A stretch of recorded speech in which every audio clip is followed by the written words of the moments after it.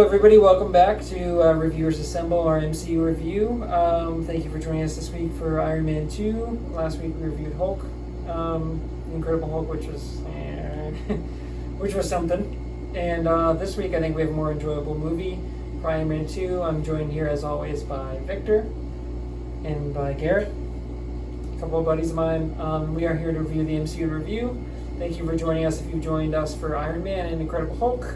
We love all the support here. Please subscribe to the channel. We appreciate all your views, and if you like us, please subscribe down on the bottom, hit that like button, all that good stuff. We really appreciate the support. Alright, so we're going to jump right into it here. So Iron Man 2, which I think we all agree is a more fun movie than Incredible Anything's Hulk. better than Incredible Hulk. Just a big improvement from last week. So Going from AAA to the major leagues here. yeah, for real. Okay, so Iron Man 2 starts off with Mickey Rourke, who plays Yvonne Vanko. Yvonne Vanko. We find out that his dad here, Anton Vanko, worked with Howard Stark on the arc reactor. Originally, we eventually find out that he actually worked with Howard, but Howard gets all the credit for this, so we'll dive into that in a little bit here. But there's an opening scene where Anton is on his deathbed.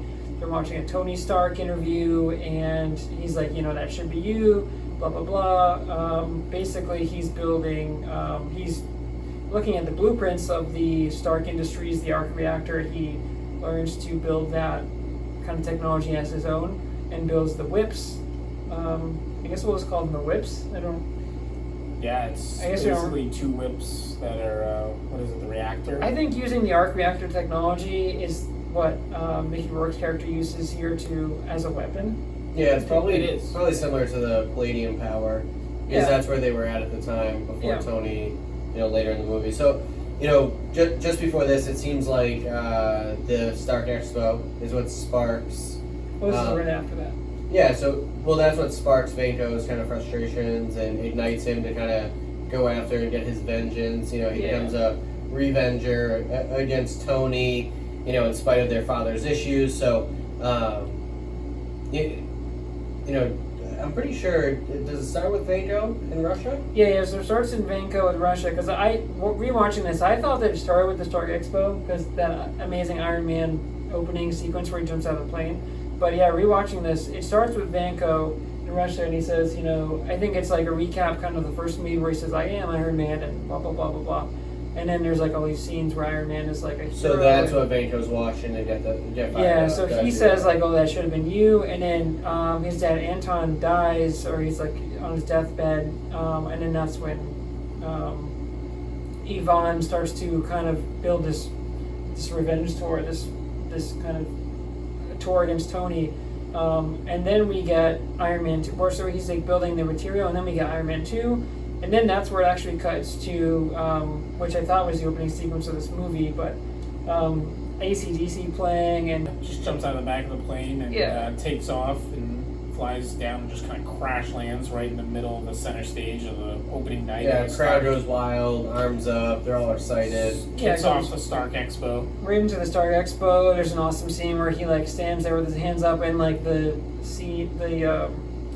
the gadgets around him take off his Iron Man suit, and it's Tony Stark, and he's like, it's good to be back, and that's a cool scene because it's good to be back for Iron Man 2. Obviously there's been time that's passed between the original movie and this one, but just great to see Robert Downey Jr. back in this role. And he comes in there, he gives a little speech about how he's like, oh yeah, it's just been world peace for the last few years. He's like, that's what I've been giving. He's like, no offense to anyone else, but he's like, nobody can come at me toe to toe on my best day.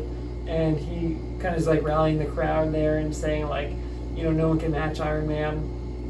But that's just kind of a showcase. There's Iron Man cheerleaders in there. They've got Iron Man suit on there. Mm-hmm. Did you guys want to touch on this at all? This opening scene here, it's pretty good. Yeah. Not too much on this opening scene, other than it kind of shows that the Stark Expo is this huge event on kind of a Disney World type scale. It's not just an expo center; it's a whole map, a whole kind of area, which is kind of ridiculous. They get more into it later, explaining about it, how Pepper Potts doesn't like it and thinks it's a waste of money. But pretty cool that he shows up there and it kicks off the ceremony, and yeah, that's really about it. Yeah, we do get a brief scene where Tony is like, oh, and now my dad, Howard Stark, and he goes back and there's a video playing, and he actually puts in like his blood toxicity into like a scanner or like a reader.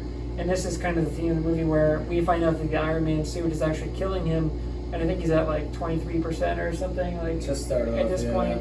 But as the movie goes on, he gets like a higher blood toxicity, and so there's an interesting element that's introduced here where it's like the more he uses the Iron Man suit, the more it's actually killing him. And Jarvis is talking to him about how like the element in his chest here that's keeping him alive, the arc reactor, it's killing him at the same time. So every time he suits up, it's like accelerating the process of his death. So he really needs to find out like, do I be Iron Man or like do I look out for my personal health? And that's kind of I think a big theme here, where it's like he's not just Iron Man and the superhero that we knew. Like there are real consequences and real risks to this, like what's happening here with.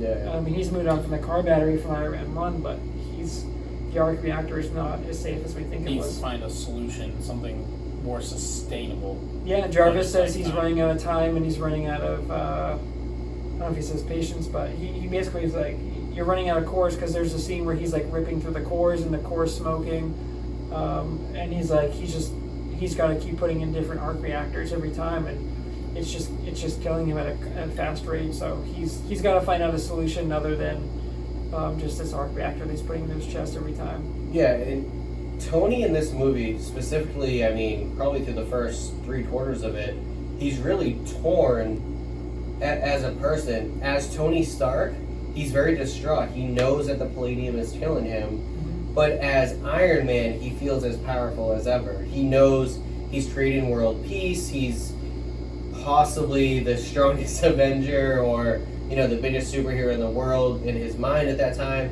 So he's really like, you can tell the two different people that he is really tearing him apart, because he's kind of pretending to be stronger than he is when he has the Iron Man suit on, but on his human side of being Tony Stark, he's legitimately dying. And the only person who knows is Jarvis, who isn't a person yet, or ever really a person, but yeah, kind of, but so it's a really like, he's a conflicted person right now. He doesn't know what to do, and as we develop into this movie, even Nick Fury calls him out for it. Scarlett Jo, Agent Coulson, they're all kind of like, who do you want to be? What do you want to do? He needs a kick in the ass. Luckily and fortunately, he does get it in this movie, but for the first 3/4, it's a little dark in a sense, as far as the Tony Stark side, Yeah, absolutely. So, I mean, he's fighting, like we said, a lot of the first movie was him just building the Iron Man suit and figuring out how that works, and then he becomes Iron Man and he announces to the world, I am Iron Man, we think everything's good.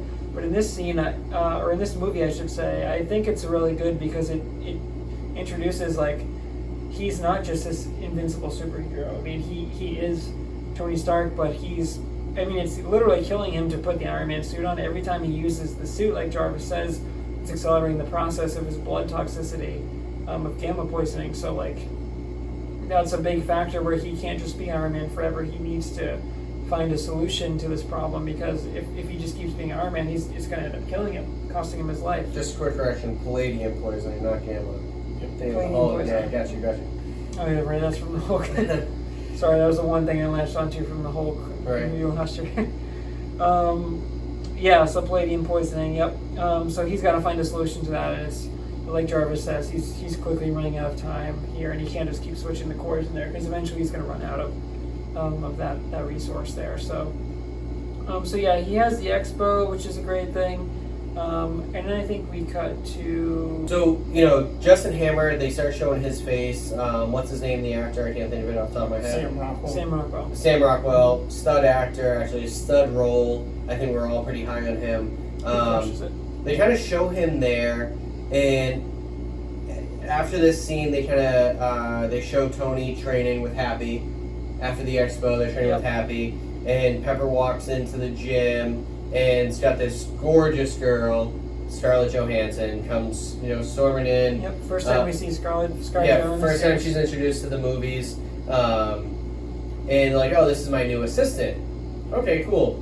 So she ends up hopping in the ring with Happy, which is kind of funny as Pepper and Tony going at it. And Happy's like, oh, do you ever train at all? First rule is never turn your back. Fakes a punch. And Scarlett Jo just kicks his ass. Like roundhouses him, flips him over. It was phenomenal. What's really great too is that while Tony is sitting with Pepper while they're in the ring, Tony says like, oh, he's like looking up. He's like Natasha, or it's not Natasha because that's her real name, but I think it's Natalie. Natalie, yeah. The code name she uses. So he's like, Natalie, how do you spell your last name? And she gives him the name. He looks it up and he like Googles it real quick through his Stark technology, and then he's all the modeling pictures. Yeah, he's like, she modeled in Tokyo. He's like, did you model in Tokyo? Yeah. He brings up like a picture of ScarJo in like lingerie, and it's like a fun bit where ScarJo or Pepper Potts, I should say, is like getting pretty jealous. She's like, oh, I think she says like, oh, looks like a pretty expensive sexual harassment lawsuit. Yeah. But yeah, go ahead. Sorry. No, so I mean. So basically, right after that scene, they fast forward to Monaco. Mm-hmm. They all travel together, and they're walking into a restaurant. You know, I actually went to a marathon fundraiser, and this is what it felt like. Like it was all exclusive. Like Gronk was there and stuff. It was really weird. You know, screw Gronk, but you don't like Gronk anymore. Yeah. So it felt like a very exclusive event. Like only like celebrities were there.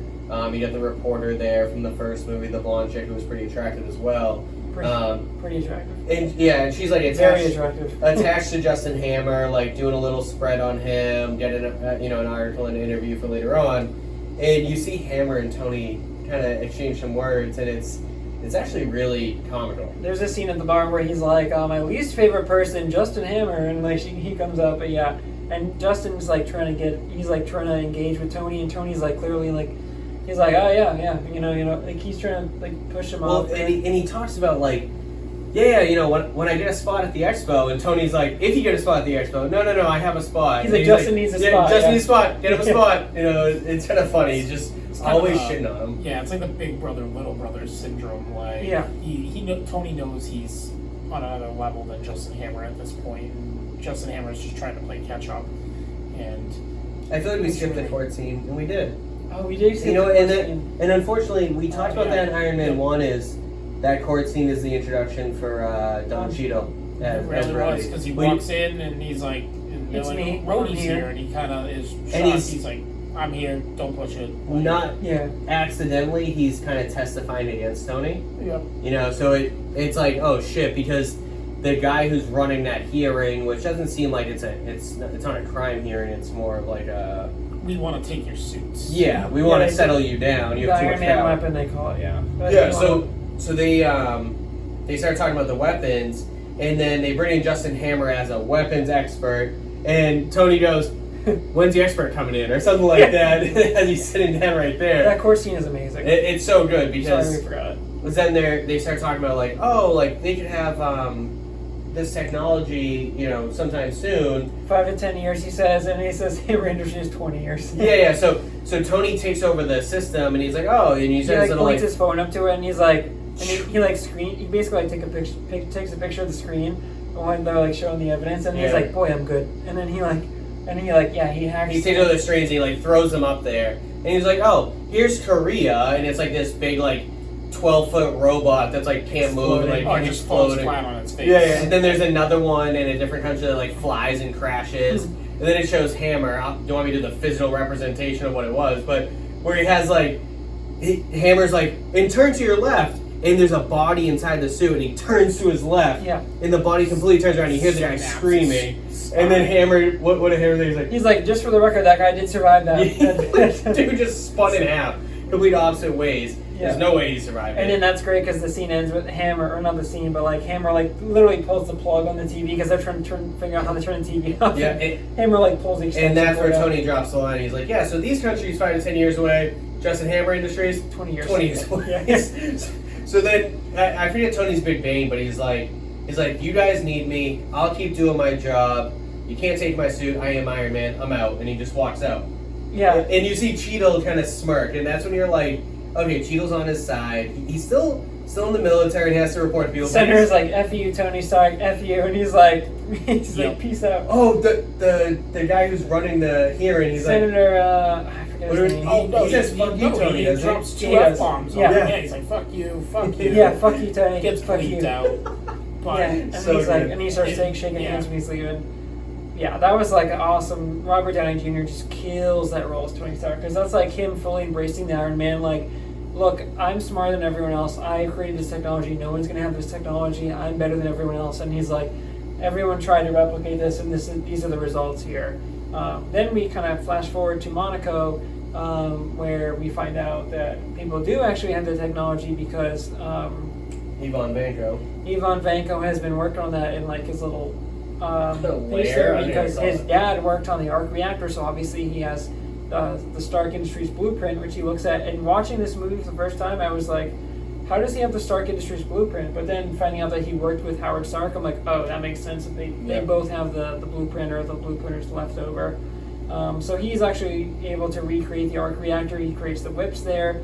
We get this amazing sequence where like they show up at Monaco and Mickey Rourke is like dressed as like a maintenance guy, which apparently he just got like a jumpsuit. Or, Well, like, let's backtrack a little, just a second, because we talked about Tony kind of losing his mind a little bit. This is where you His start to sanity. see Tony's getting a little He's off falling the off the rails wagon, yeah, because he just shows up on the track and drops Because the he line, owns like, the- what's the point right. of owning a race car if you can't race it? he does just race it, and I was like, do you have any You see racing the driver experience? like he has throw a his driver, helmet, like he's pissed smash off. his helmet against the ground. Yeah, they like, kick he out just the had the driver, like, last opportunity minute. ripped from him. So, and then Pepper Potts starts freaking out and calling I need Happy, Happy. and trying to Happy. figure out like how do we get him out of this car? She We goes, can't shows have it Scarlett this. Joe, and she goes, "Did you know about this? This is the first time I'm hearing about it." Yep. She's like, I need Happy. Go get Happy for me. So he's kind of just being reckless at this point, and then Yeah. So fast. Yeah, so he's racing, and then here comes Vanko, and the Yeah, he gets in the car. That was surprising to me because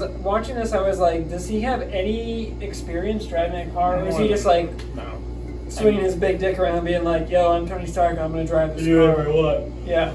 And then back to what you were saying about Vanko and how he just gets a security guard outfit. Well, I'm not too sure about how he got that. How but does he get that? Earlier in the movie, he's just standing outside of his lair in Russia, and some dude rolls up to him and just hands him an envelope, and Like in a that passport envelope and some stuff, has yeah. some paperwork in So it. maybe It that does was have included. 2 passes to the Grand Prix of Yep. Monaco. Oh, Yeah. okay. So I don't know if he had like a worker's pass in there or something, but they only show two basically tickets to get inside.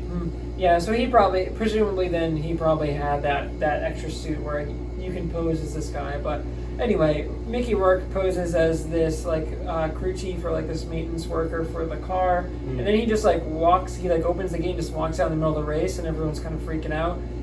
And then there's like one lonely driver coming along, and he just like, that's an amazing scene where he like, his whips, he like activates the whips and then like burns through his shirt, and like that's a super cool Shirt scene. just falls right off. Yeah, his shirt falls right off. It's a really cool scene. The camera's like behind him, and like it rips right through it, and it looks really cool because he's got like this.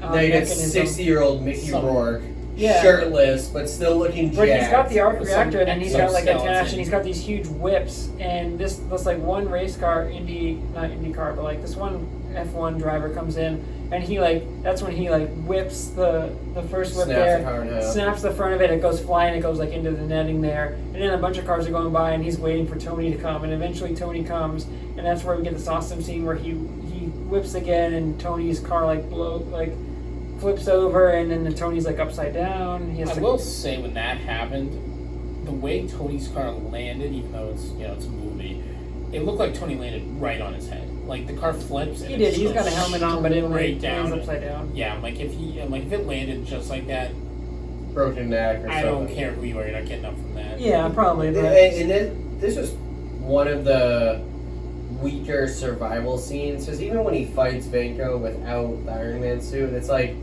how are you fast enough or quick enough? And I know he trains like martial arts and stuff like he that. like avoids the whips real quickly. But like, yeah, I mean these things were a little over the top, but it is an action movie. He is the hero. He's supposed to survive. So you take that stuff with it. But if we're gonna degrade it a little bit and critique it, this is probably the one scene where you're like, come on, like he should have gotten his ass kicked a little bit more. Yeah, he's Without the never suit. seen these whips, and he just moves back quickly and like avoids it and like lands in front of him. And I'm like, okay, presumably if you've never seen those whips before, you don't know how fast they are, know how powerful they are. It's like, yeah, he would probably have died from that, but because it's a Marvel movie, a superhero movie, we suspension of disbelief. Yeah, he makes it through. But kind of almost impressive, I guess.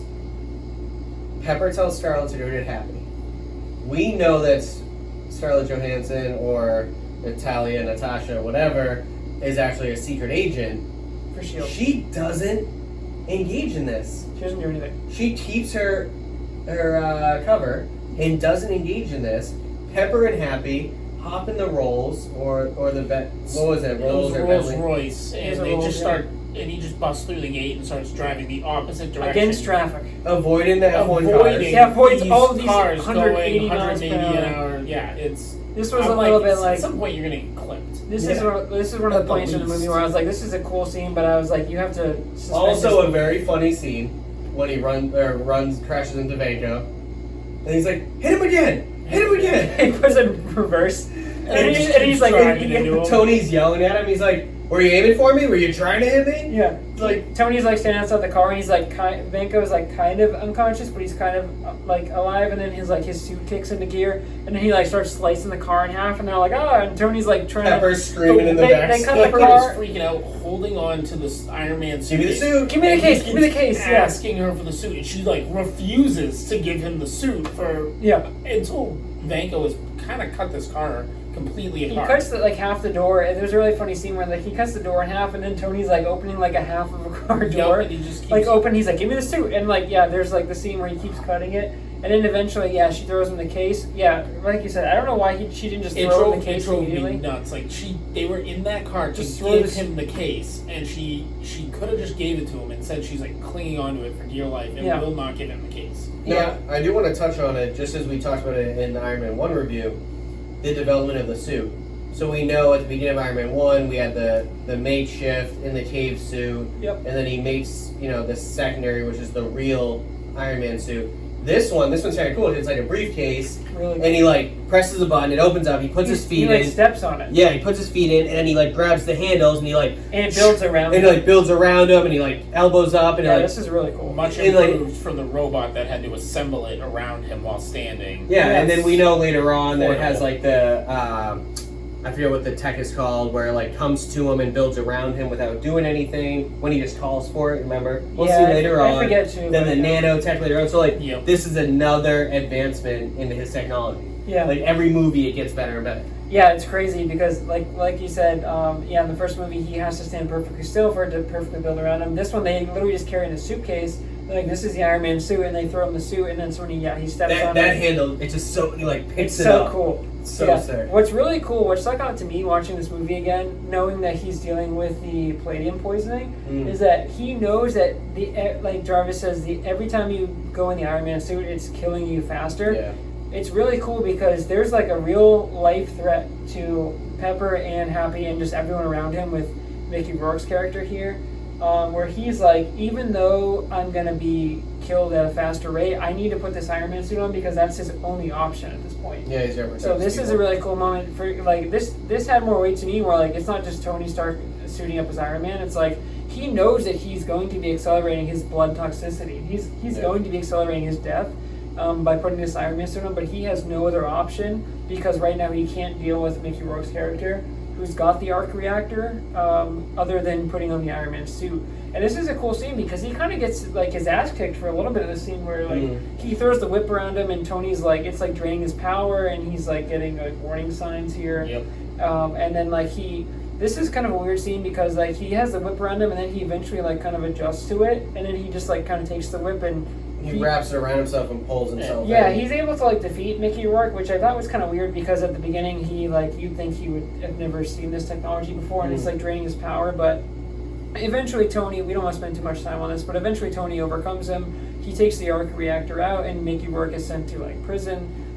Tony eventually goes to see him and he's like, oh, you should have done this. What do you say, like double the coils? Or he says something where like eventually like Mickey calls him towards the end of the movie where he says like good idea, like double the coils or whatever he says. Where he's like giving him tips on how to make the suit better.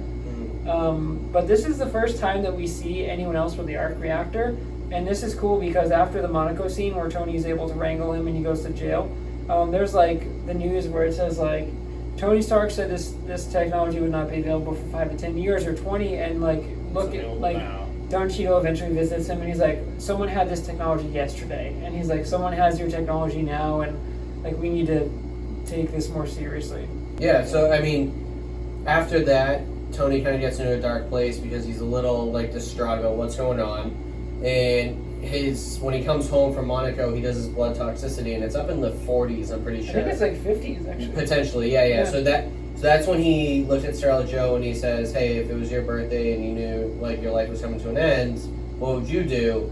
And she kind of leans in and not whispers, but seductively, she's like, "I would do whatever I want," and like. You know, I got my blood flowing. I'm sure I got his blood flowing. Are these two banging? Yeah, like, it's weird because you think that's going to be the connection. She flirts with kind of everyone, Captain America, Hulk later on. And I don't think Tony and Pepper are like an item at this point. No, not exclusively. She's like business CEO, and they've kind of shown a flirty interest, but like But like, I think Tony is very interested in Scarlett Johansson. I think as sexually, but not. Yeah, like, I personally. mean, yeah, I mean, how can you not be? I mean, So then from there, he throws the party. He's at DJ AM. Rest in peace, DJ AM. The party scene is so good. Yeah, so he's at the party going. He's having fun. You know, there's a couple of key parts.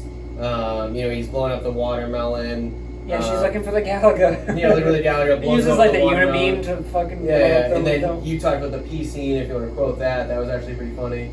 Oh yeah, when he basically is like, everyone wants to know how I go to the bathroom while I'm in the suit, and he just stands there and goes, "That's how." And he just pees in the suit. And then that's when like Don Cheadle kind of walks in and looks at Pepper Potts and is like, "You either put an end to this or I will." So Cheadle goes down to the lab or whatever you want to call it, the workshop, puts in the codes, and he hops in a prototype suit. Well, don't forget, before that, Pepper says, okay, she takes the mic from him, because Tony's like drunk, and she says, okay, party's over. And he goes, yeah, you're right, the party's over. And he goes, the party ended about 30 minutes ago. He goes, the after party starts in 15 minutes. Yeah. And then he's like, woo! So then Cheadle knows it's kind of out of control, so he goes downstairs. He gets the silver suit, which doesn't have a name at the time, so cool. More a prototype. And he comes in, drops down, and he's like, shut it down. Yeah, there's like a scene where they cut through the crowd, and like it cuts to John Cheadle, and he like, I don't know if he puts the mask down or if the mask is already down, but he's like, I told you once, yeah, he's like, shut it down. And then that's when everyone kind of like exits out, and then that's when Tony says like, DJ, he's like, and then the guy's like hiding behind the corner. Give me a funky beat. He's like, give me a beat to kick my buddy's ass. and then they start fighting. Another one Bites the Dust starts playing. Yeah, and they start fighting, and this is like an amazing sequence where like they're fighting and they're kind of throwing each other. There's like a scene where they start punching each other, but it's just like metal upon metal. So there's nothing better than they get the barbell down in the gym and they just beat the shit out of each other with the barbell with the weights on it. But I remember they ended up landing back where the party was. And I think in the kitchen. Yeah, and Tony just like looks at them and just yells like, ah! Yeah. And everyone runs. Well, he's like, he literally just yells like a monster. But that scene stuck out to me where he's like, this is Tony being like, whether he's like, you can't trust Iron Man. Yeah, he's just kind of losing it. But then right after that, we get a scene where it's like, what we eventually know is Iron Patriot, but it's just Don Cheadle in the suit. And they're both like holding up the hands for the blaster, and he's like, take your shot. He's like, come on, big man, and then they both shoot, and it's like this huge explosion. Yeah. And it ends up like blowing up like half the mansion. And Iron Man's laying down, and Iron Patriot is standing up, and Iron Patriot flies away. Yep. And that's the next morning or whatever. That's when Nick Fury shows up with Coulson. Right? Is it that morning? No, sorry. Iron Man takes his hangover to the donut shop. Yeah, right. Starts eating donuts. And he's eating the donut. That's when you get like the iconic scene of Iron Man, Tony Stark without the mask on, like eating a donut on the big donut, and that's when we see Nick Fury for the first time. Yeah, he's referenced. This is his debut, right? Before, but this is his first time. Yeah, this is the first time we see Nick Fury as Sam Jackson. Sam Jackson. He asked him politely, like, "Sir, please step out of the donut." Please exit the donut. Yep. I'm gonna ask you to exit the donut. Yeah, and there's like he's in the donut. Yeah, and then they have that scene in the diner where it's him and then Scarlett Jo walks in later, where he's like, "Hey, this is actually Natalia." Natalia Romanoff, and she's actually working for S.H.I.E.L.D. She's an undercover agent, and Tony's like, "You're fired." he's like, "Wow, I can't believe that." But he's like, "Hey, there's bigger things than you at risk." He's like, he talks to him about. He's like, "So if someone like broke into your house, stole the Iron Man suit," and he's like, "So he just took it?" And you just let him? Yeah. Sam Jackson is like, "So he just beat your ass and then took that suit?" And he's like, "Yeah, basically."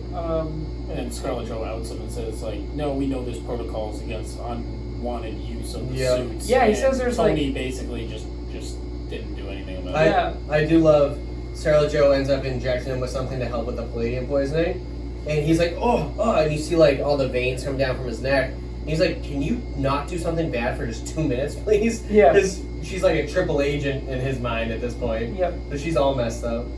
Yeah, so I think the next thing we get, unless I'm skipping something here, is that when we get War Machine showing up to the army base with the suit? Well, we're skipping a little bit. So Fury tries to motivate Tony a little bit and says, "Hey, we're going to be watching you, controlling you. There's more to this technology that you don't know about, and we think you can find it." And he drops him off back at home with Agent Coulson and some other agents, says, "We don't want you to leave until you find what you need to." And he gives them the thing that says Howard Stark or Stark Industries. Yeah, it says H. Stark on it. Yeah, so it's it's his dad's stuff, and he ends up going through it, and you see him casually reading notes and taking some notes on like a BlackBerry. It looks like this is probably 2010 maybe. Yeah. So he's taking notes on a BlackBerry, and he puts on an old, recording, and it seems like all bloopers at first, right? It's like you see his dad making mistakes. It's definitely all bloopers. They have to keep restarting. And there's a reason why, because no one has watched that or would watch that because it's all bloopers. So Tony throws it on casually. He's reading notes, and then all of a sudden it's like, "Hey, Tony," and he looks up. Yeah, he's like looking. It's kind of playing in the background. Yeah, so Howard catches Tony's attention. He's like, "Tony, everything you see here is the future. Unfortunately, I'm stuck in my times, and technology isn't as advanced as it will be for you." And what does he say about Tony? Like, "You were my best." You were the My best. greatest creation. My greatest creation. You are and will always will be my greatest creation. Which is It's super really emotional because nice scene. Tony, I think just before that, was like, "My dad never said anything nice about me. I think he might have even been ashamed of me." And then he just got that. He was like, "You were my greatest creation." He says, like, "My dad never told me he loved me. He never even told me he liked me. So this is all news to me." So, he got that good emotional spark. His dad left him something to work on. So Tony immediately, something clicks in his head. He had already appointed Pepper the CEO. So that's when he's like, "I need to start Industries." Yeah. And he hops in the R8. Right, we were talking about this. Going to see Flying on the Pepper. highway. And he has to apologize to Pepper. His last time he saw Pepper was the birthday party in which she wanted to kill him. Yep. Pulls over to the side of the road, gives the guy a Rolex in exchange for a box of strawberries, and the guy's like, "No, that's too much. I can't take that." And he's like, "No, just take it." Yeah, takes the strawberries. Thinks he's doing a nice thing, but Goes to see Pepper, gives her strawberries, and she calls him out, being like, "The one thing I'm allergic to, that's what you brought me." And he goes, "Well, I knew there was some sort of connection, whatever." there's a really good bit too there where like she's got the rotating like I don't want to say. Oh yeah, and he's like, handle. "Can we move this?" Can we Yeah, just he's get like, this "This out is of like the a way?" Ferris wheel for my face." He's like, "Can we move this?" Yeah, he like slides his chair over, but She's like, "No, we can't move that." yeah, it turns out like you said, the one thing in the world she is allergic to is strawberries. That's what he bought her, yeah. So then she's like, "Can you just get out of my office, please?" or whatever. And she ends up leaving. And on his way out, he sees the diagram of the Expo that his, not diagram, whatever it is. It's like a model, like A a scale model. Yeah. Of Also, that ScarJo, future city. not to interject, but ScarJo comes in this series And scene, gives him the dirtiest look. and he's like, "Hey," he's like, "Natalie, is it?" He's like, "Are you fitting in nicely here?" And she's like trying to be like, "Yo, don't blow our cover here." Yeah. And he's like, "It's fine." And then, so like ScarJo and Pepper Potts or Gwyneth Paltrow are both kind of mad at him. Mhm. So this is like a big failure. Because he wasn't supposed to leave the house either, so. So Tony, he's trying to do right here. He's really trying his best to like make things right with Pepper. He's bringing the strawberries. Yep. He's trying to be like a gentleman. But it turns out, as we find out, he didn't remember that the one thing that she's allergic to were strawberries. So he's trying to do something nice, but he ends up actually like fucking this Being whole a little absent-minded. sequence up. Yeah. Yeah. So. And then, But he's trying here. But this is like a big fail for him, which is crazy because, as you said, the next sequence, ScarJo and Gwyneth Paltrow leave, or Pepper, and then like right after that, he sees the big map. of model, of yeah. With a little how plaque that says like is the key to the future is here. Yeah. is here. And then And one of Garrett's T'Challa- favorite scenes. just like clicks. Yeah. Yeah. He throws the 4 pieces into the R8. Yep, picks up the whole model and just puts it into his tiny convertible Yeah. and it's driving down the Yeah, highway. great There's like an scene. 8-foot board sticking out of it. Yep. Yep. Anyone who's been a convertible will know that feeling where he's just got a huge map like across there. Yes, so he goes back to Jarvis. He gets the thing laid out and put into the, like, whatever that technology is. It's so sick. Gets it all digital or whatever. He has the map like shown in front of him. Yeah, and that's when we were talking about this earlier. He starts like looking at it. He's like, okay, what's going on here? He's looking through his dad's notes. He's like, okay, get rid of the streets, get rid of the trees, the greenery, Get rid of the parking lots. like all that, and it starts clearing out, and it actually starts to look like something. Even to me, like I don't know what it looks like, but it like starts to make sense a little bit more. Resembles something. Yeah, and then Tony's like, boom, boom, boom, and it's way over probably all of our heads because it's fake technology anyway. And he's like, boom, boom, boom. Then he takes it, and like you said, such a monumental scene. Iconic scene where he just like and he blows it up, and it's and he's like, wow. And he knows his dad told him that he was going to be the key to it. The thing says the key to the future. Literally says it. he has a great line where he says, I forget how many years, he says like 5 or 20, I forget, but he says, dead for 10 years, he's like, I'm still giving They're me 20 years. still one-upping me, or like, Yeah, still take me to school is what he yeah, says. yeah, exactly. And then that's where he kind of figures it out. And this is actually kind of one of my favorite parts, and also a little stupid. He's like, all right, boys, time to turn this into a workshop again, or something like that. He like and drills the floor. Yeah, he's at the what the hell's it called? The sledgehammer. The sledgehammer. Oh, yeah, He's the knocking sledgehammer down wall, like, walls, twice. knocking through floors. Yep. And then he starts bringing things in. He like drills through the floor, and then there's like a case in there, and like but then he just drills through, and he like throws a wire through there, like his basement where all the nice cars are. Like Yeah. he sealed it off, and now he's like, we're back to inventing shit. And then Crazy. starts bringing in like all this piping, tubing, and stuff. And then finally the S.H.I.E.L.D. guard shows up and is like, "Oh, you left the premises?" And he goes, "That was like 5 hours ago." Yeah. Coulson, He's like, "You finally show up," and Coulson's like, "Yeah, well, I got reassigned." See, and I take that scene a little differently because the whole intro to S.H.I.E.L.D. and the Avengers Initiative, whatever, when they're recruiting Tony at the end, and we should talk about that a little bit, it's more of like, is Tony Stark the right guy to be a part of this? Is he a superhero, or is he philanthropist, blah, blah, blah? Like, is he all that I think stuff? we'll touch on that at the end. You know, so Yeah. so this scene for me, if they're pulling Coulson out, his eyes, the eyes on him, I think they believe that Tony's ready to make the right decisions. I feel like that was their confidence in Tony Stark, because they're pulling the agents out of the building. I think You know what I mean? Like, he opened up the case, the Howard Stark case. He watched the films. He did the notes. He's got the thing. Whatever.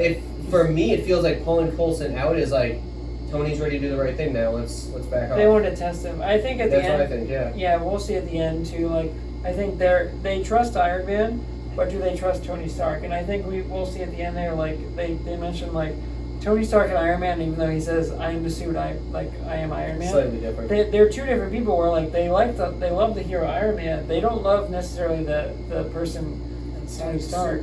Yeah, because he's rambunctious and Playboy, billionaire, philanthropist. And then another cool part of that scene, touching upon the Avengers Initiative, is he's trying to level the piping in there, Great. and Coulson just is like, "What is this?" And What's he this picks doing up here? like the prototype Captain America shield, Yeah. and he's like, "Oh, that's exactly what I need," and he just uses it as like a wedge. To help as level a wedge the- to level the. it's like the a tubing, half-made Iron Man. you know, Captain so America he can shield, complete yeah. his circuit, and it's just.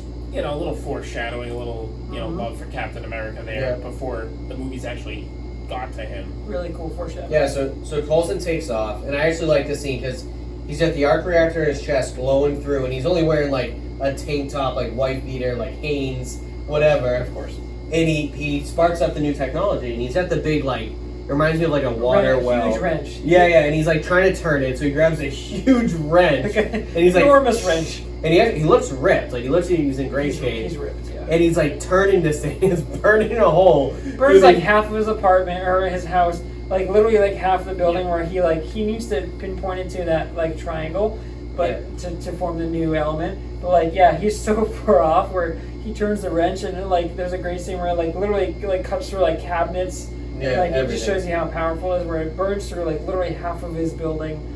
And then he eventually gets it, and then Jarvis is like, "Congratulations, sir! You've made a new element." And Yeah.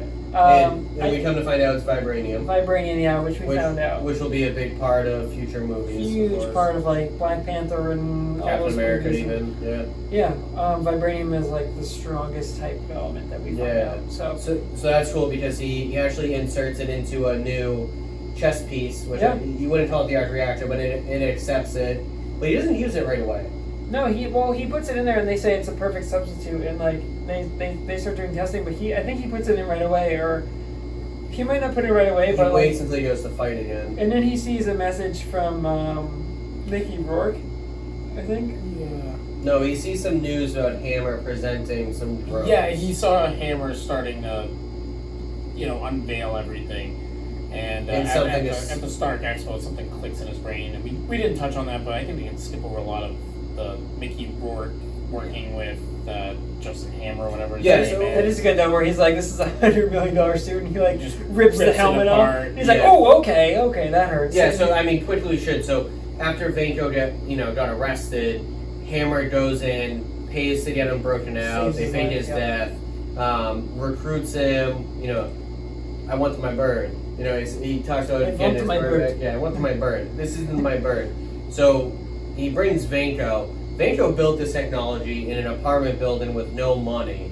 Now he's got millions, if not billions of dollars behind him. He hacks their system like so quickly, where he's like, "We'll get you encrypted passwords for that." Yeah, and he's like, "You know what? Forget the encrypted." Yeah, he breaks all the encrypted passwords. Yeah, within a short time, he creates 50 drones. Yeah. Oh, I love that when he when he just breaks through the firewall and he just goes, "Your software is shit."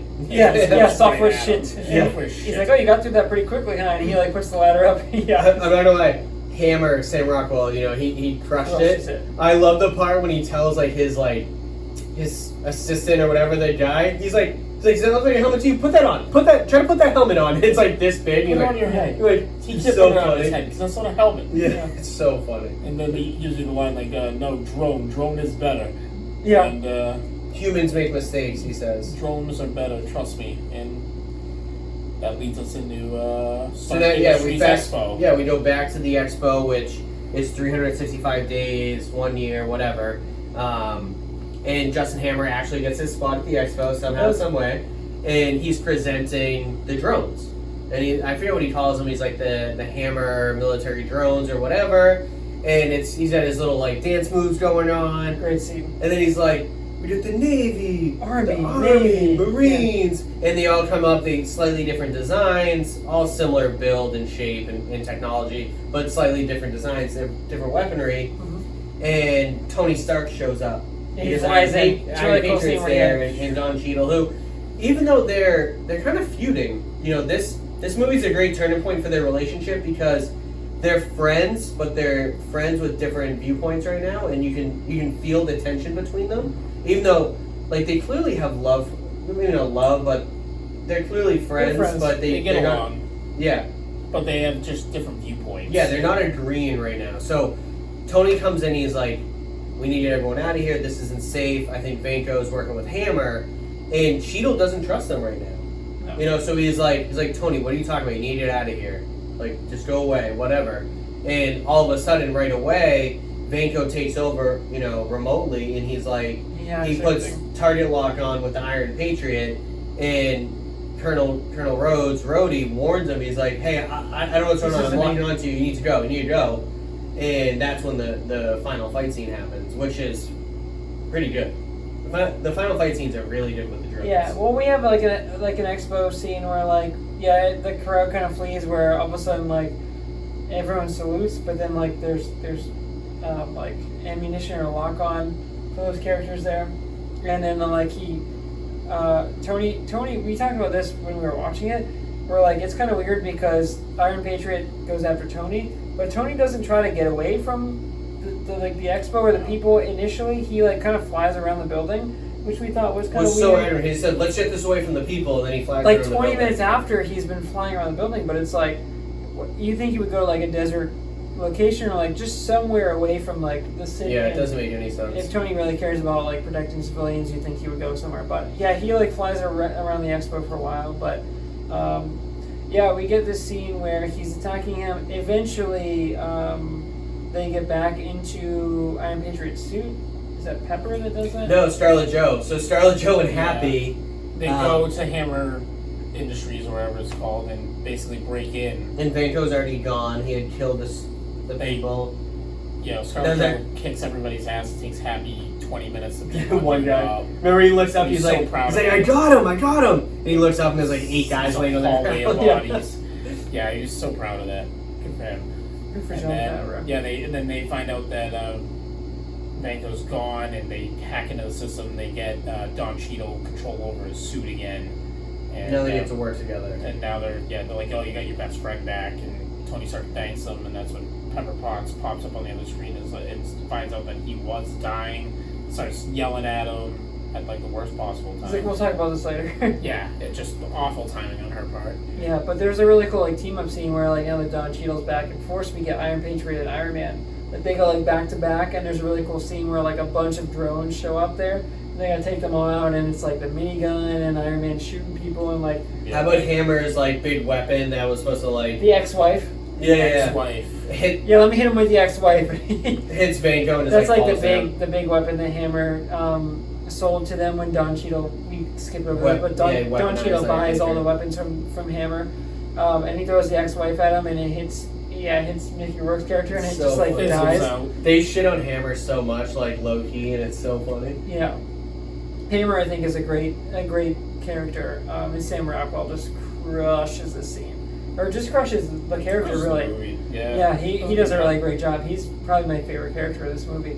But he's like into weapons and into getting even with Tony or even one-upping Tony. But yeah, Tony and Iron Patriot get like a back-to-back scene. They take out the drones eventually, and then they face off against Mickey Rourke's character. Yeah, with Vanko, and then so Vanko's pretty badass because he actually has some legitimate weapons, but he also has the whips. So he's using the whips. His suit looks much bigger, right? His suit was like now it's like almost a full-on Iron Man suit, but just with whips. I think he spent more time designing that than he did this. But he doesn't look like it's a suit shaped to his body. He looks like he's like 8 feet tall almost. Like he looks a little bit bigger. Yeah, and it's a great fight. The whips are clearly working, but this flashes back to when Iron Patriot tried to shut down Iron Man back in the earlier in the movie when they faced off with the handgun. And I don't know if I'm flashing forward too much. Should I continue with that? No, it's perfect. We're right there. So Vanko has the whips around both of them. It's a strong, high-powered electrical shock, whatever, and they feel like they're shut down. And Tony looks at Rhodey and says, "Put your hand up." I need a sidekick. Yeah. He's like, "I need a sidekick right now. Let's go." And so they're split, 20 yards apart from each other with Vanko in the middle, and their beams meet in the middle, and they finally explode, and it essentially kills Vanko, or at least debilitates him. And those two are, scot free, whatever, because they were far enough away from it. So they learned from there, even though they were fighting at the party earlier where Tony was drunk, like they realized that was actually the key to the battle, where it's like two little foreshadowing, like equal energies, from Tony and Iron Patriot. Two beams like that creates like a seismic boom, and then Vanko drops the "you lose."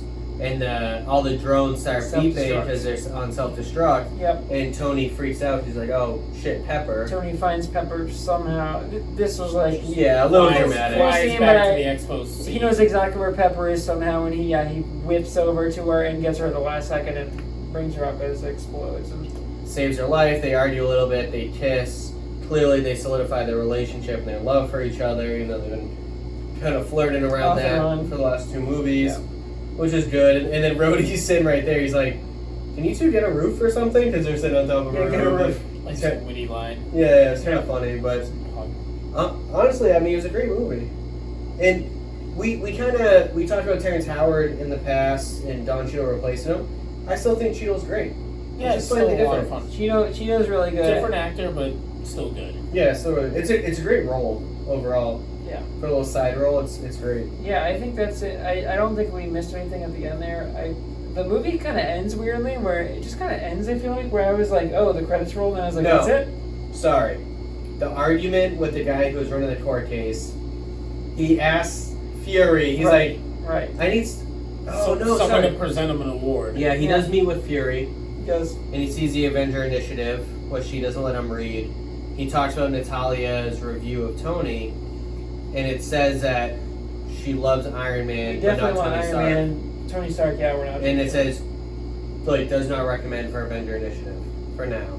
And, you know, that's kind of a weird point because, like we talked about with Iron Man 1, Tony never wanted to be a superhero. It was never he was forced into it by a traumatic experience, which is something I was very passionate about in the first review. And here he is between Iron Man 1 and Iron Man 2. He was there saving the world, kind of putting peace, you know, between all the countries. And then in this one, he's just trying to be a hero. Yeah, he's losing his mind a little bit, but he shows no bad intentions. He's still not selling weapons to bad people, whatever. And she doesn't recommend him, which probably hurt him a little bit and probably why he gets motivated going forward. So he doesn't get recommended. He goes, and Fury goes, you know, we could use you as a consultant. And he goes, you couldn't afford me, but I need a favor. And he asks for the presenter. And he gets the guy. The senator. Yeah, the senator who was an asshole I forget earlier what his in the name movie is, but at yeah, the court hearing. the one that's giving Tony a hard time. Yeah, great, like full circle where he's got to present Tony with the award, and I forget what he says, but he says like, oh, he hits him with like he stabs him with the pin a little bit. And he's like, he's like it kind of like hurts to get like to deal with a little prick, or something like that. Yeah, funny how much a little prick can hurt or something. Yeah. Or, yeah, where like the senator intentionally pricks Tony. He's putting the pin on him, but so funny. Yeah, that's a good scene. That guy, I like that guy too. I forget his name, but he's in one or two more movies in a small role. He's been in some other stuff too, but yeah, Senator like Sark or something. I forget his name, but he plays the role where he's giving Tony a hard time, where Tony's like world peace, and then it comes full circle, and he's got to give him the badge there. But yeah, and then the movie just kind of ends, and I remember being like, oh, that's just how it, like the credits just roll, and I feel like there wasn't a real like proper ending, but it's good enough where it's like, all right, well. We get a little introduction to Thor, which is cool. Oh, right. Is that a post-credit scene? Yeah.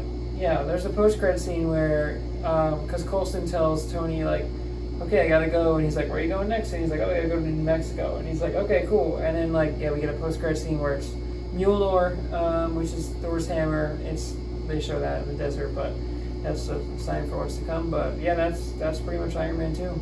All right, so what did you guys think of? We'll start with Strongest Avenger, which again doesn't necessarily need to be an Avenger. It's just the actors that we thought of this movie. You guys want to start off?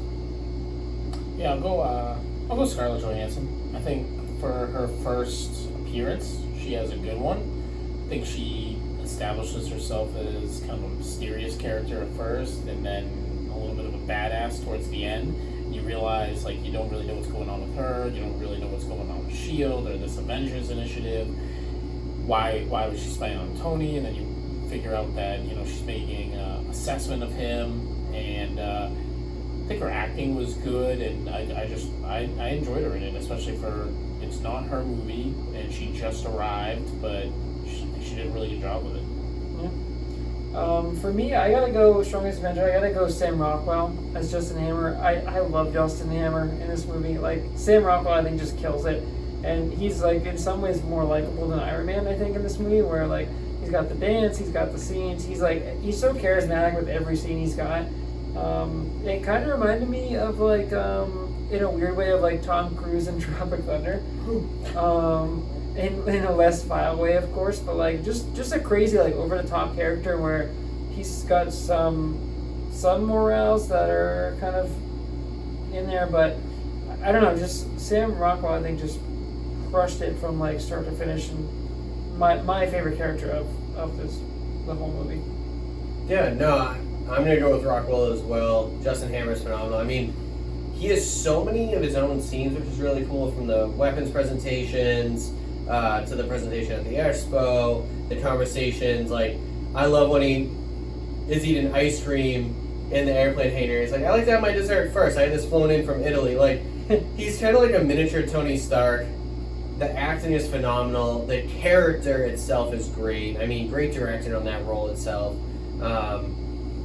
I agree. I like Scarlett Jo's presence in this movie. I like Agent Coulson as well. The introduction of Nick Fury. I mean, this movie kind of really launches into the Avengers with some characters, and I really liked it. I think they did a great job with all those, but Rockwell takes it down for sure. You think for the Baby Arms Award, the weakest character? No, there wasn't anyone where I was like, wow, you're really kind of driving me nuts. But yeah, I'm gonna go with Pepper Potts again. She kind of pissed me off when she didn't give Tony the suit in the Rolls Royce. I was getting a little mad about that. Yeah. When Tony's in the middle of fighting all these armored guys, and he's just trying to talk to Happy and Scarlett Johansson about reactivating Rhodey's suit, and she's trying to chime in about how he hasn't told her about him dying yet, and he has to tell her, like, it's not really right now. It's like, not from an acting perspective that I think she was a problem, but just from the character perspective, yeah. It's just like she was just kind of being a pain in the ass. She's still a little too weak right now. Yeah. So it's like, she's like the dead serious one all the time, and it's, out of everybody in this movie, I think she was kind of the biggest wet rag. Mm.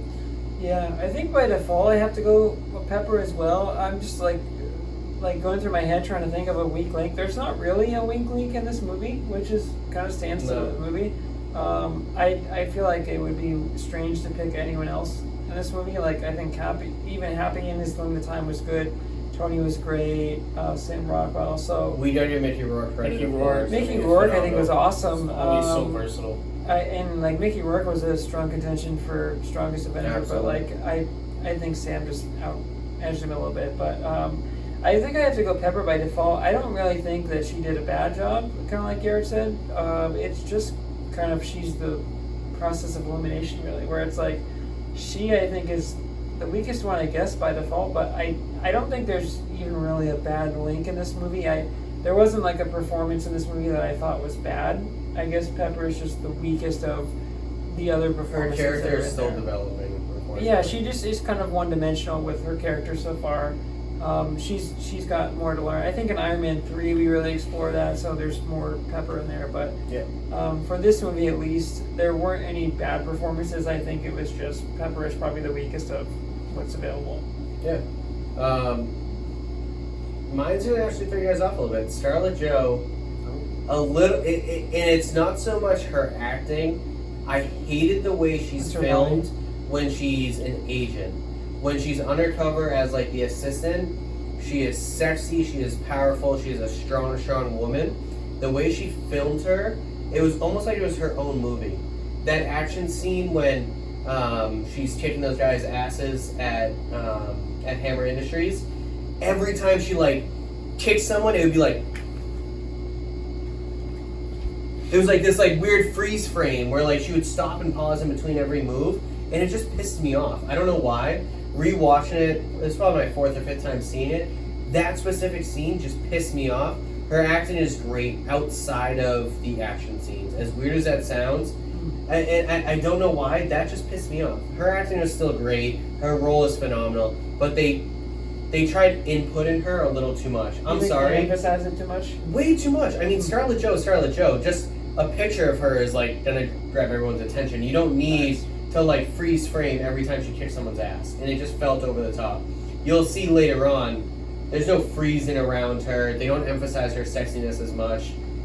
She can be badass on her own. Yeah. So it was just for this, her role in this movie was overemphasized. It kind of turned me off a little bit. They were trying end. to make it a point that that she's a part of this. Yeah. She's Black Widow or will be Black Widow going forward. So, that kind of turned me off a little bit. But overall, like you said, everyone did a great job in this movie. It really was great.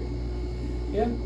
What do you guys think for a score for this movie? Because I'm not going to start this time. I'm having a hard time putting a number to it. I wouldn't last the last two movies. So, I was 8.4, 8.5 with Iron Man 1. I should probably rewatch and remember. Part of me wants to put this above that. And I just don't know if I can. So I'm going to go 8.2. So it's still solid. It's still a great movie. I think it's going to be in the top 7 of the overall movies for me. But 8.2 is where I'm going to leave it off. Yeah, I think I'm pretty similar to that. I would say probably an 8-1 for me.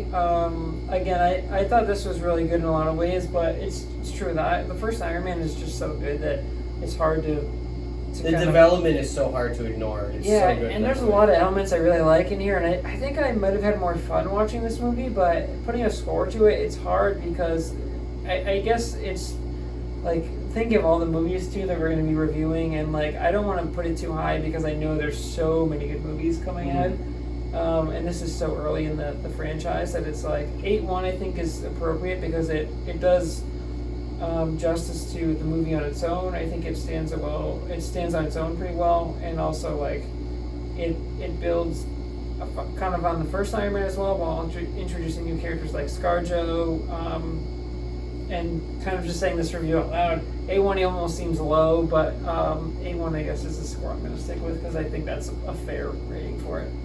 I was between 7.9 and 8.1, so with you going with 8.1, I guess I'll go with 7.9.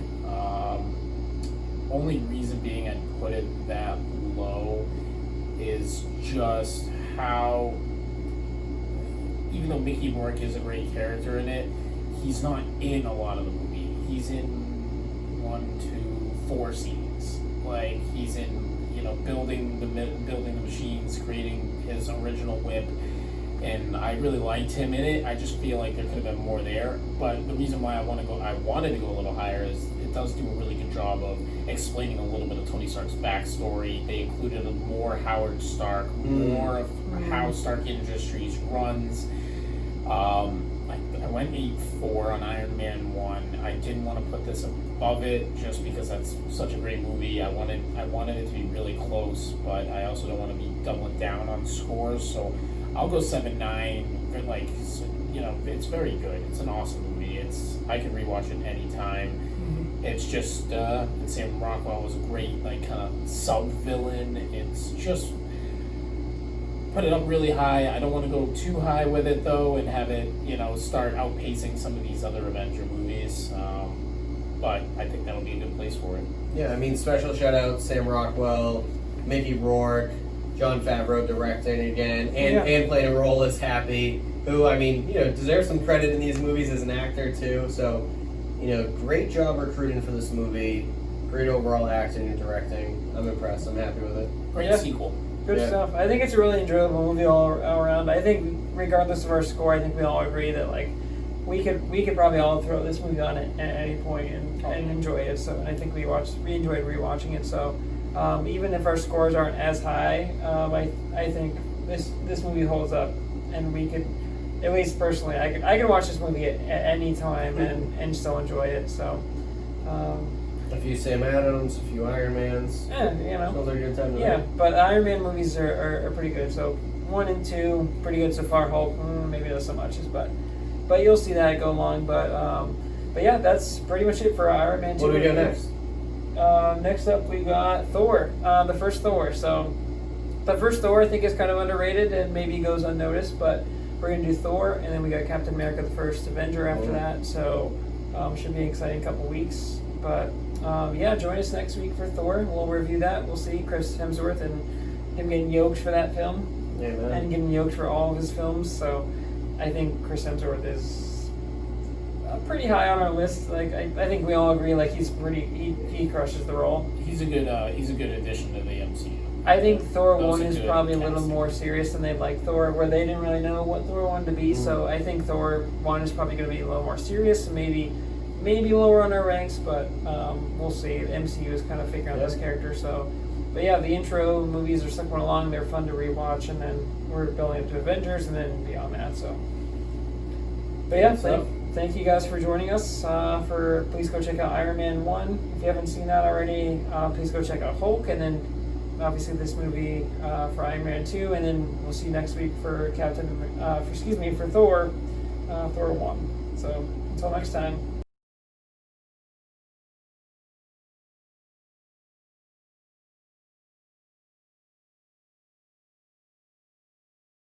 Welcome to the Drunken MCU recap, where we just get shit-faced and watch a Marvel movie and spew nonsense afterwards.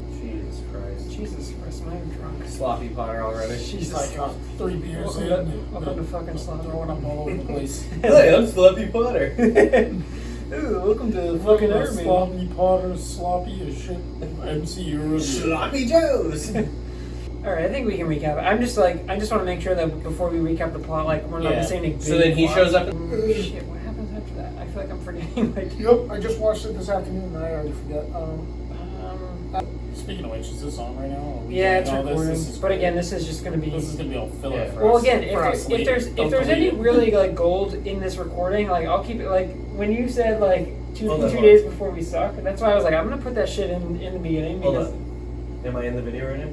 this is recording right now. Oh, then it's fucking gold, bro. Let's go. And again, if it's good enough, like I'm just gonna keep it in there, like because I think people like that kind of shit. They like to see like behind the scenes sort of deal, where it's like I'm gonna edit out the things that are awkward moments, but like if there's gold in there, I'm gonna leave it in there. So, but yeah, obviously it's recording. I don't have a remote control for my phone, so You should get one. there's something to people waiting for the suspense. We have no followers right now, so we need to gain traction. But I mean, And we had then, 123 views for the first one. Like that's something. It's not bad. You know, like it's not crazy. It's not like 1,000 people or anything, but like, I want to see 1,000 views. oh god, that'd be amazing. I mean, the most I have is like 130 right now. So if we can get that, I would be like, chef's kiss. You know. Cool. Funny you say that because I'm like, I feel like I'm already forgetting Iron Man 2. I know. Like the intro and It's like, everything. I just watched it last night, but I'm like, I already forget. Yeah, why am I blanking on that? So convention, what the fuck happens after that? Off with, Oh, it's vibranium. With Mick Rourke. Oh, what they It's need a shield vibranium? It out is? Yeah. He's wearing vibranium? Wow. Oh, I didn't Same know thing that. as the shield. Oh, that's cool. Yeah, same thing as in Black Panther. Yep. Oh, I didn't know that. He's wearing vibranium in his chest? That's what he makes? Yeah. But we missed the court. The court's hilarious when he shits on Justin Oh, Hammer. the court scene. Yeah, And that that's the scene is Hydra so guy good when he runs hacks it. it. Yeah, That yeah. scene is so good. Oh, hold on. Oh, you mean these suits? Boy, There's, I'm good. There's Korea. Yes, boy, I'm good. Yeah, and he hacks it. Yeah. Oh, this is Hammer Industries. Okay, Yeah. So opening scene with Nicky Rourke. Oh where my his dad dies. dude, when he's in the Iron Man suit in Hammer, And he just dies. he's like, all right, and just turn to your left. He's like, shh, and he turns all the way around. You hear the guy screaming, and He's Hammer like, goes, that guy survived. yeah, just to be clear, he survived. Okay, I'm just trying to like recap real quick before we actually like. Some countries 5 to 10 years away. Hammer Industries 20. Yeah, that scene is so good. And then what happens after that? It shows Mickey Rourke's dad dying, who was Opening scene. Yep. he became Anton. drunk and miserable when Howard Stark kind of He worked pushed with him Howard out. Yep. for So the arc he reactor. pushed him out because he wanted to weaponize things and blah blah blah. Yep. So it shows Vanko and his dad dying. So Vanko, as soon as his dad dies, goes back to work, and Vanko is actually watching the Expo. Yeah. He's So watching he's- that live. and he said that's it what's- should have been you. Yeah, and that's what's getting him fired up, and that's Okay, when he's cool. like, all right, time to create the fucking whips and chains, handcuffs, that whole video, put that up. Cool. You know, so he creates that shit. Like the convention, and then I know I might forget Well, about no, it. the vibranium thing is weird. So this says the new element created by Tony Stark to replace Palladium in the arc reactor is called vibranium. The information would later be invalidated by Captain America, the first Avenger, where vibranium is shown as a rare metal already existing. So he's saying it's not vibranium. So he thinks it's No, vibranium. but even in this one says it's vibranium too. But it's saying he didn't create vibranium. He just found a way to. Oh, so he thinks that he created vibranium, or his dad created vibranium, But it already he existed. didn't. It actually existed, but Cap then. Okay, so but as far as we know, it's vibranium in this movie. Yes. The Stark Expo, where he's like, yeah, I'm sorry. Did I give you world peace? He's like, I'm sorry. Someone doesn't want to come at me go to toe to toe on my best day, and I was like, let's fucking go, dude. Right. Like, such a hype moment. Scarlet Joe gets introduced. Oh, that's when ScarJo comes in. Yep. And then he asked Scarlet Joe, like, hey, you know, if this was going to be your last birthday, how would you celebrate? And she, like, seductively was like, I would do whatever I wanted if Yeah, it was my dude. birthday. Their chemistry in this movie is like off the charts. From like, these two need to fuck. Yeah. I have to watch that Monaco scene. I actually looked up Oh, it's so trips to good. Monaco. So good. Oh, so it's Monaco, like, he fuck, comes I wanna back. watch He that. dresses up as like the Nice. maintenance guy, and then he just goes through the fence, and then he just like when he goes through the thing, his thing like burns through his chest. I'm like, oh, it's so His good. shirt just burns off. And that's when he goes in that, he cuts that car in half, and then Tony's coming up, and he cuts Tony in half, and that's when Tony's trying to like go with him, and he's dodging the whips. Well, this is when like Tony gave over control of the company. He starts being reckless. Yeah, so he Like, comes home he's from just Monaco, Yep. and him and Pepper have the conversation, and he's just like, why don't you run the company? She's like, I'm trying to run the company. He's like, no, run the company. She's like, I am Tony, and then he's like, Yeah. no, That's when I'm he gets trying to in make the you car. CEO, and she takes over, and then he's like, what the fuck happened? Something happens Let's in the not basement. forget that the blonde chick from the first movie that he hooks up with is seeing Justin Hammer. No, she's recording us in here. Dude, and She's she's from Vanity and they're like, Fair, oh, yeah. last year they did a spread on Tony, and he's like, yeah, and she also wrote a piece about it. Yeah. So funny. He ends up getting wasted, putting on the suit, he's Oh, blowing so then shit the up, party. Okay. and then Iron Patriot shows up in the suit. You're on house arrest, Coulson's gonna be watching you, here's your Gives him- dad's work. I'm gonna kill you and I'm gonna He tase you and watch watches Super it. Nanny. Yeah. Finds out about the future of the world map thing, goes down the highway, grabs strawberries, meets with Pepper Potts. Oh, there's a great scene where he puts the fucking map in his convertible. Yeah, four it's pieces just- sticking it up straight Yeah. out of an R8. I'm just trying to think, like, what happens after Monaco? Oh. They have the meeting in the diner where it's Nick Fury and And Tasha. Scarlett Joe. And he's like, hey, this is Natasha Romanoff. And he's like, oh, what the fuck? Oh, yeah, all right, as long as we're on the right page. Yeah. I'm just worried that I'm going to, like, start and be like, oh, I don't remember what the fuck happened. And then